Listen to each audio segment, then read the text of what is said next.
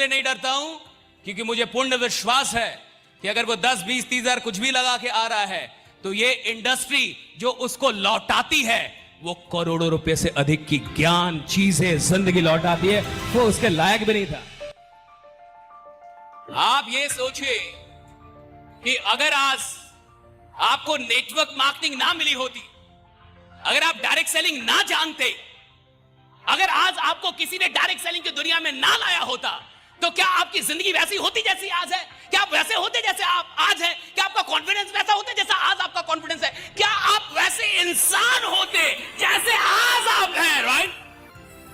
आपके अंदर जो इंसान पैदा हुआ है, आपके अंदर जो लीडर पैदा हुआ है, आपके अंदर जो सोच पैदा हुई है, ये डायरेक्ट सेलिंग की देन है।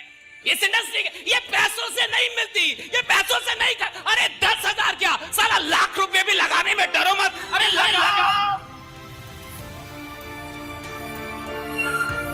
डरिए मत।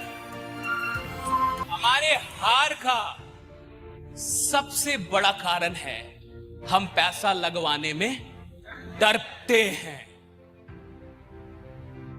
हमें लगता है ये तो गरीब है, अगर इसका डूब गया तो हमको अरे घंटा बद्दुआ देगा, घंटा बद्दुआ दोगे तुम सलाम को।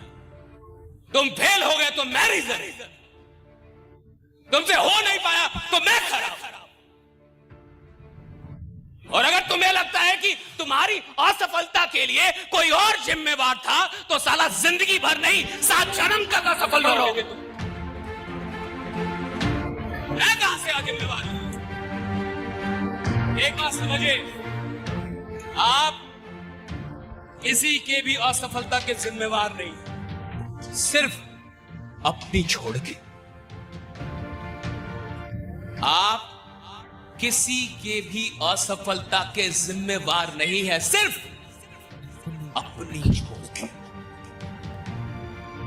कभी इस दुख में मत जाइए कि मैंने उसका लगवा दिया था और उसका, अरे आपने उसको कुछ दिखा दिया था, उसका राहु केतु साला सब खराब चल रहा है, वो कुछ नहीं होता।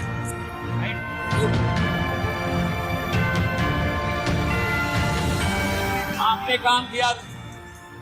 और एक बात याद रखिए, अगर कोई भी इंसान इस दुनिया में गरीब है, दुख में है, तो क्या वो आपके चलते हैं? क्या आपका कंट्रीब्यूशन है उसकी गरीबी में? क्या आपने उसे गरीब रखा है? वो अगर गरीब है तो प्रकृति के चलते हैं, अपने पूर्व जन्म के कर्मों के चलते हैं, या फिर ईश्वर या फिर ब्रह्मांड की किसी शक्ति के चलते हैं, या फिर अपनी सोच, विचार, आदतों के चलते हैं, चरित्र के चलते हैं, ज्ञान के चलते हैं। आपका उसकी गरीबी में कोई कंट्रीब्यूशन नहीं है। लेकिन अगर वो गरीब इंसान ईश्वर किसी भी माध्यम से आप तक भेजता है तो आपको यह मानना चाहिए कि ईश्वर मुझे उस इंसान की गरीबी को दूर करने का माध्यम बनाना चाहता है।